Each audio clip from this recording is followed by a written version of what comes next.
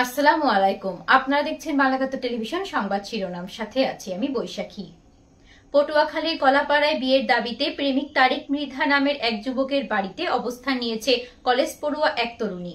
মঙ্গলবার বেলা 11টায় উপজেলার ধানখালী ইউনিয়নের লোন্দা গ্রামের ওই যুবকের বাড়িতে ওই তরুণী অবস্থান নেয়।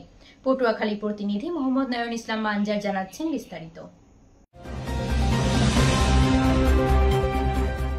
পটুয়াখালীর কলাপাড়ায় বিয়ের দাবিতে প্রেমিক তারেক মৃধা নামের এক যুবকের বাড়িতে অবস্থান নিয়েছে কলেজ পড়ুয়া এক তরুণী।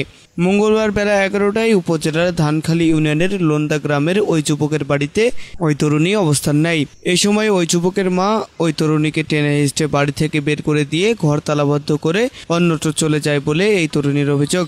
পরে ওই তরুণী ফের ওই যুবকের বাড়িতে অবস্থান নেয়। ওই তরুণী ইসমাইল তালুকদার পলিটেকনিক ইনস্টিটিউট থেকে সদ্য এসএসসি পাশ করেছেন। তরুণী জানান, তারেক মির্জা ওর সাথে আমার সম্পর্ক ছিল, তো এই জন্য আমি এখানে আসছি। এখানে আমি আরো একদিন আসছিলাম, তারা আমার টানাটানি করে এখান থেকে নিয়ে গেছে, বলছে সমাধান দিবে, কিন্তু কোনো সমাধান দেয়নি। পরবর্তীতে তারা জানাইছে যে মেয়ের যদি 1 কোটি টাকাও দিতে হয় তারপরেও মেয়ের আমরা আনবো না। তারপরে আমি আজকে সকালে আবার আসছি, আসার পরে আমার এই জায়গা থেকে টানতে টানতে তারা রাস্তায় নিয়ে গেছে, আমার হাতে টাতে দাগ হয়ে গেছে। পরে একটা গাড়িতে উঠে সামনে নিয়ে গেছে বাইকে, ওই বাইক থেকে আমি রাস্তার মধ্যে পড়ে গেছি, আমার সেলোয়ার টেলোয়ার সব ছিঁড়ে গেছে, হাতের চামড়া উঠে গেছে। এখন তারা ঘর তালা দিয়া পাশের বাসায় যাই বসে আছে।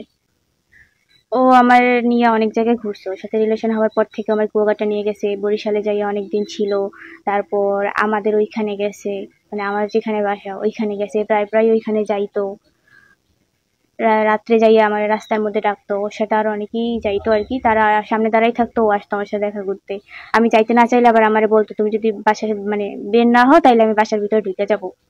পরবর্তীতে সে আমার আশ্বাস দিছে যে আমার বিয়ে করবে, কিন্তু এখন আর ওর কোনো খোঁজ খবর আমি পাইতেছি না। ও যদি আমার বিয়ে না করে, এখন সবাই তো জানাজানি হয়ে গেছে, আমার আর কোথাও মুখ দেখানোর মতো অবস্থা নাই, আমার আত্মহত্যা ছাড়া আর কোনো উপায় নেই, তারা যদি মাইনে না নেয়। এ বিষয়ে তারেকের মুঠোফোন বন্ধ পাওয়া গেলেও তার পিতা ফারুক মৃধা বলেন, তার ছেলের বিরুদ্ধে আনিত সকল অভিযোগ মিথ্যা।